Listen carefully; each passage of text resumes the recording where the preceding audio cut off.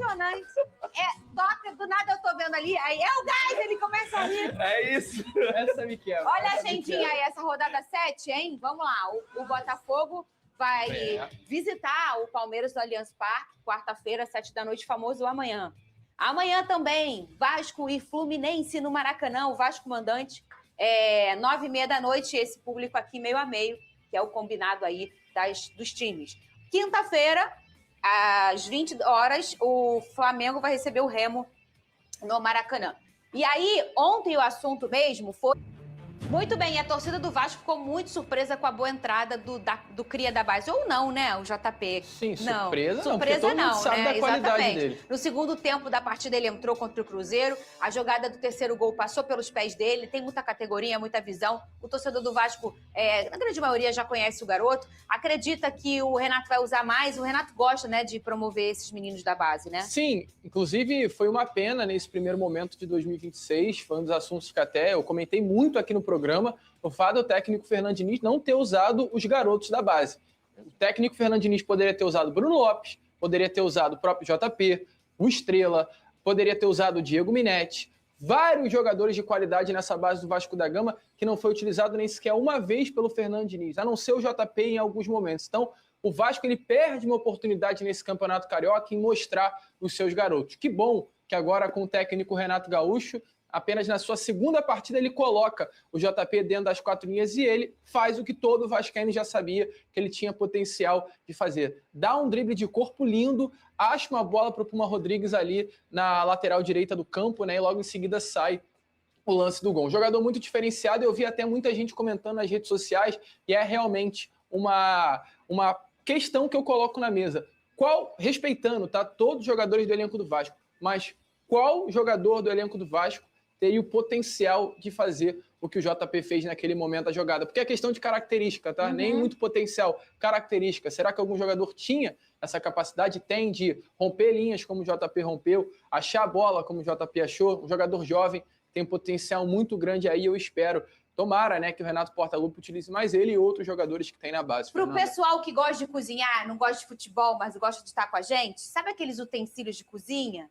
Tem uns que fazem uma função que ninguém faz. Aí você precisa daquele utensílio ali, porque só ele faz aquilo. Ou para fazer para misturar, ou para abrir uma lata, ou enfim. É o JP. Tem coisas ali que eu acho que, pelo elenco de características, ele faz e talvez ninguém vai conseguir. E pelo lado fluminense, o técnico Luiz Zubeldia explicou o motivo do zagueiro Julián Milán não ter feito ainda a sua estreia com a camisa do Fluminense no jogo aí contra o Atlético Paranaense. O Zubeldia disse que o atleta precisa de um pouco mais de adaptação e utilizar ele para fazer essa dupla de zaga com um companheiro que ainda não está tanto tempo entrosado, poderia ser arriscado. Entendeu, Veneno? Arriscado ele usou. Mais do que... Usar o Freitas. Eu tenho certeza que você pensou a mesma coisa que eu. Mas eu levantei para você falar. Assim, eu teria que concordar com o Zubeldia se não estivesse forçando tanto a barra em escolher o Freitas, que vive um péssimo momento com a camisa tricolor.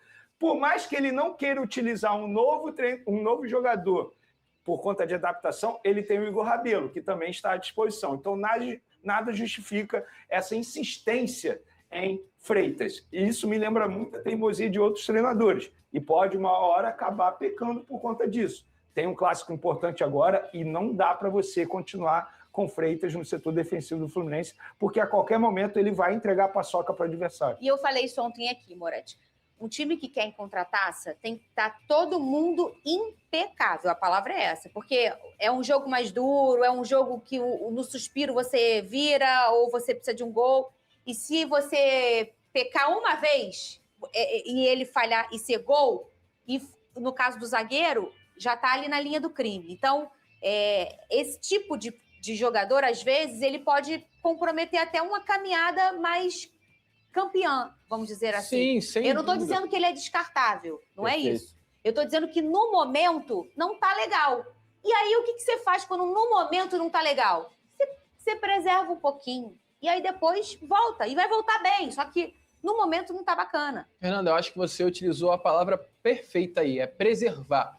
Acho que nesse momento, se o Luiz Zubeldia tem certo apreço pelo Freitas, gosta, né, do jogador como um zagueiro, o que ele deve fazer pelo jogador em si é preservá-lo. O Freitas é um jogador que, tecnicamente, ele é bom, nitidamente, acompanhando as partidas do Fluminense, você vê que é um zagueiro técnico, que tem qualidade com a bola nos pés, é um jogador defensivamente muito forte também, mas que hoje vive um momento, como a gente está falando, está na cena do crime toda hora.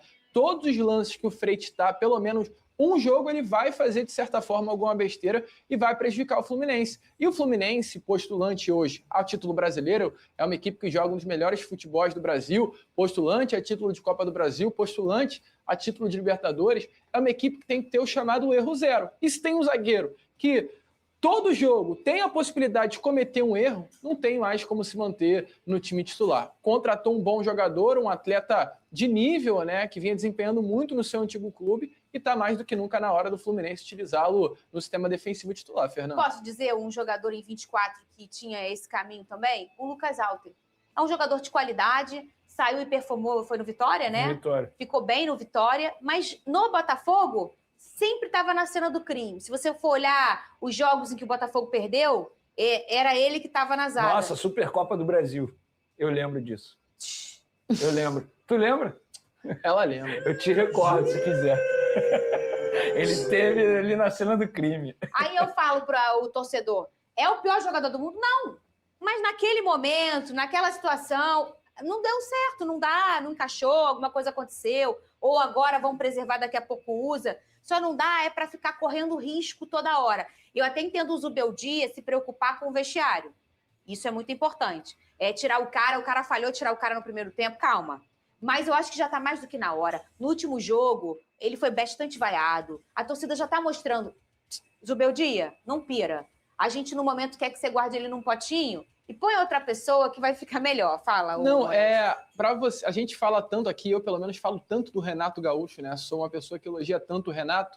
E o Renato, na partida contra o Palmeiras, em São Januário, ele faz isso com o Lucas Piton. Piton erra no lance do gol do Palmeiras. E no intervalo, o Renato saca o Piton e coloca o Cuiabano. E a justificativa que o Renato deu ali é porque a presença do Piton iria prejudicar os seus companheiros, porque automaticamente toda hora que o Piton pegava na bola, a torcida vaiava. E aí você imagina, né? O Thiago Mendes pega na bola, ele olha para o Piton livre na lateral esquerda, mas sabe que se tocar a bola para o Piton, a torcida vai vaiar. Então ele vai automaticamente olhar para algum outro jogador que esteja numa situação até mais complicada para não tocar a bola para o Piton e não fazer com que o São Januário venha abaixo. E é muito caso do Fluminense. Hoje, muitas vezes, o jogador do Fluminense, o Martinelli, ele olha para o lado, vê o Freitas e talvez até evite tocar a bola para a torcida do Fluminense não começar a vaiar. Então é para preservar o Freitas como jogador e também fazer com que o Fluminense ande mais, né? Que a torcida comece a jogar junto. Então são vários fatores importantes nessa situação. Isso aconteceu com o Léo Link no jogo contra o Barcelona de Guayaquil, em que ele falha no gol.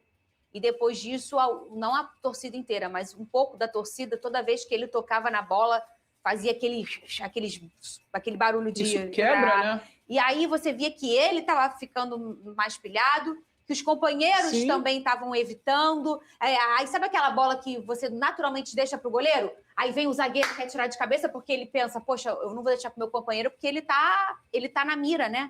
Então, realmente é uma coisa que vai como efeito dominó. Contaminando, né? Falar em Botafogo, meu Botafogo... As palavras da galera do SBT, analisando um pouquinho sobre tudo que envolve a equipe do Vasco da Gama, que vai enfrentar amanhã a equipe do Fluminense pelo Campeonato Brasileiro. E o técnico Renato Portaluppi vai fazer mudanças e uma delas já confirmada, que é a volta do Thiago Mendes, capitão da equipe do Vasco. Thiago Mendes ficou de fora contra a equipe do Cruzeiro por conta do terceiro cartão amarelo.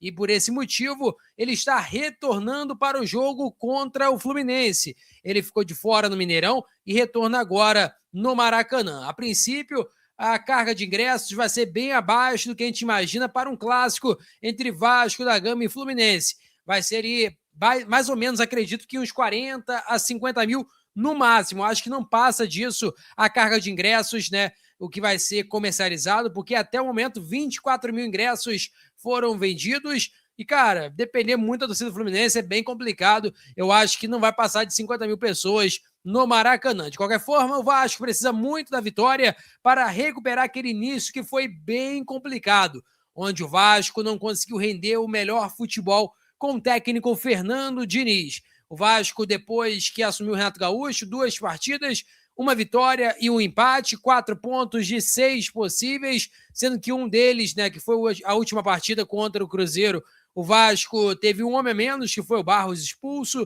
Então, assim, eu acho que o Vasco tem condições reais de vencer o Fluminense, mas é clássico, jogo complicado, jogo difícil, e que, assim, eu acho que clássico é muito em aberto, né? O Vasco vem jogando bem, o Fluminense venceu ali o Atlético Paranaense por 3-2, porém o Atlético estava com um homem a menos, teve zagueiro machucado, teve várias situações que aconteceram e o Fluminense achou um gol no finalzinho ali com o Guilherme Arana. Então eu vejo o Vasco talvez um pouquinho melhor do que o Fluminense nesse recorte de 2 ou 3 jogos.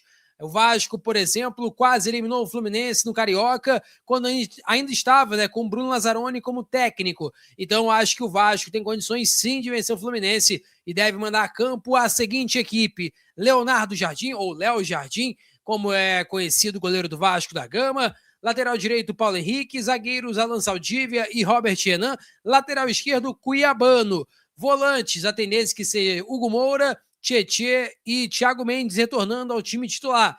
Na frente, né, teria os seguintes jogadores: Andrés Gomes, a tendência que David, e aí fica a dúvida se vai ser o Adson ou Rojas, ou até mesmo Nuno Moreira. Tem uma dúvida ali em uma peça do técnico Renato Portaluppi. Como que você escalaria o Vasco para essa partida? Eu quero saber a sua opinião e também, você acredita que o Vasco tem condições sim ou não de vencer o Fluminense? Coloca nos comentários que eu vou estar lendo geral. Eu peço a você que deixe o like, é muito importante para o nosso canal. Acione a notificação para não perder nenhum conteúdo. Nossa meta é alcançar o mais rápido possível 70 mil. Eu conto muito com a sua ajuda e também com a sua moral. Vou ficando por aqui, valeu, tamo junto. E é nóis! Fui!